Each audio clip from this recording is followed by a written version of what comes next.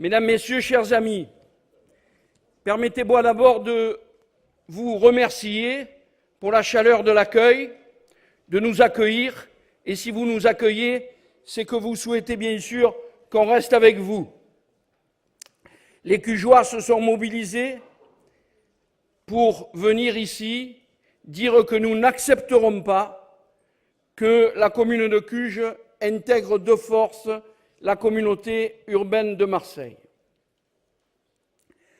Ce rassemblement qui s'est opéré à Cuges et ici, je le sais déjà, et je suis persuadé que des interventions dans la soirée montreront que c'est un véritable rassemblement très large autour de cette idée qu'un maire, un conseil municipal unanime, une population qui vote à 97%, ne peut pas être remis en cause par un artifice, une mention de la loi, et que nous souhaitons, nous, membres fondateurs de la communauté du Pays d'Aubagne et de l'Étoile, ex-GHB, nous souhaitons y rester. Nous souhaitons y rester parce que nous sommes mobilisés parce que nous avons reçu, la presse s'en est fait écho, une lettre de Monsieur le Préfet qui nous dit « À compter du 1er juin, je constate que votre solution n'est pas réglée et donc j'entame le processus pour vous faire intégrer la communauté urbaine de Marseille à compter du 1er janvier 2014. » Notre réaction a été rapide et avec Madame la Présidente, nous avons demandé une entrevue au préfet. Nous avons été reçus rapidement, je dois le dire, mais les articles, en particulier de la Provence, ne sont peut-être pas étrangers à cette rapidité d'audience. Nous avons été reçus par Monsieur le Préfet, par le secrétaire général de la préfecture, Monsieur Laugier, qui, en clair, pour résumer, nous a dit « Mais enfin, il n'a pas prononcé le mot, mais ça voulait dire ça. Vous êtes parano, la lettre que je vous ai envoyée, c'est une lettre de courtoisie. » Le mot a été prononcé, je n'ai pas compté, mais 7 ou 8 fois. Alors on est parano, avec Magali, on s'est dit on est sûrement parano. Sauf que la directrice de l'agence de la Provence d'Aubagne, qui est ici, m'a téléphoné et m'a demandé « Est-ce que vous pouvez m'envoyer la lettre de Monsieur le Préfet ?» Je lui ai bien sûr envoyé, par fax ou par mail, sans aucun commentaire. Et l'article paru dans la Provence montre que si nous on est parano, la Provence aussi alors. Parce que la Provence n'a pas considéré que la lettre du préfet était une lettre de courtoisie. Cette anecdote passée, je veux dire, qu'est-ce qu'il en est exactement? Il est vrai que la loi de 2010 sur l'intercommunalité mentionne en clair qu'une intercommunalité doit avoir obligatoirement une continuité territoriale. Alors, qu'est-ce que c'est la continuité territoriale? Un exemple.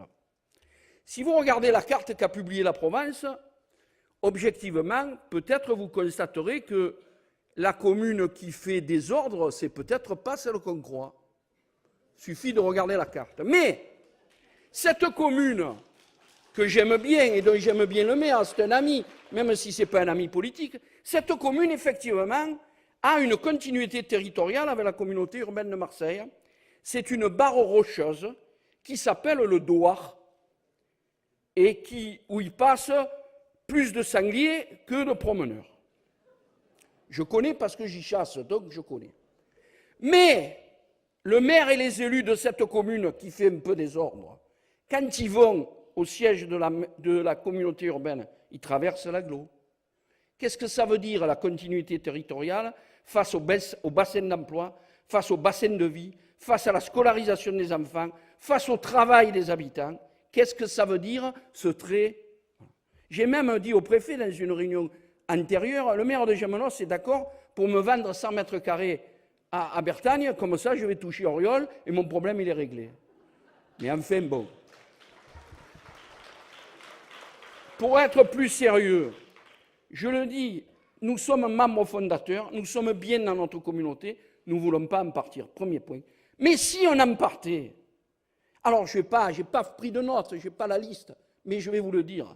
Si on en partait, d'abord, réglementairement, je dis bien réglementairement, la communauté d'agglomération Garlaban-Uvonne-Sainte-Baume, qui pourrait toujours s'appeler Sainte-Baume parce qu'il y a les autres, mais quand même, la Sainte-Baume, c'est aussi nous, mais enfin bon.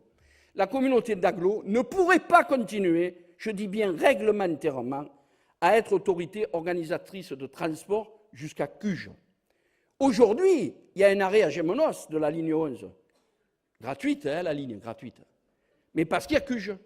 Le jour où il n'y a plus Cuges, automatiquement et réglementairement, les transports s'arrêteront dans la zone des Palus. Donc c'est la fin de la gratuité des transports. Et ça m'étonnerait que la communauté urbaine de Marseille nous fasse un transport gratuit, Marseille-Cuges. S'ils en avaient eu l'idée, ils l'auraient dit depuis longtemps. Fin de la gratuité des transports. 350 000 € de plus par an de taxes d'enlèvement des ordures ménagères. C'est la règle. La taxe d'enlèvement des ordures ménagères est payée de la même façon dans toutes les communes de la communauté urbaine. Or, c'est 10% de plus, ce qui fait 350 000 € par an de plus prélevés dans la poche des Cugeois. L'urbanisme, c'est vrai que c'est toujours la responsabilité du maire, ce qui est une dérogation à la loi, imposée d'ailleurs par le maire de Marseille, mais on a quand même, la communauté urbaine a son mot à dire, en particulier avec un conseiller communautaire, vice-président, délégué à l'urbanisme, et une commission d'urbanisme qui va peser un peu, en tout cas, s'ingérer dans nos décisions. Ensuite, la liste est... Donc, ensuite, la proximité. On aura, c'est vrai, 3 représentants, puisqu'il y a 3 représentants par commune. Mais pour faire passer un dossier, ça sera bien entendu plus long qu'à l'agglo, où on est toutes les semaines ensemble et où on peut s'appeler et on a la proximité. Ensuite, la voirie,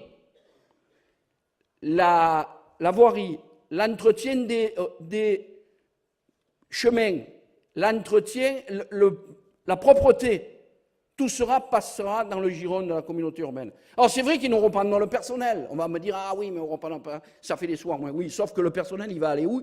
Il va travailler comment? Sous les ordres de qui? Et encadré par qui? C'est ça le problème.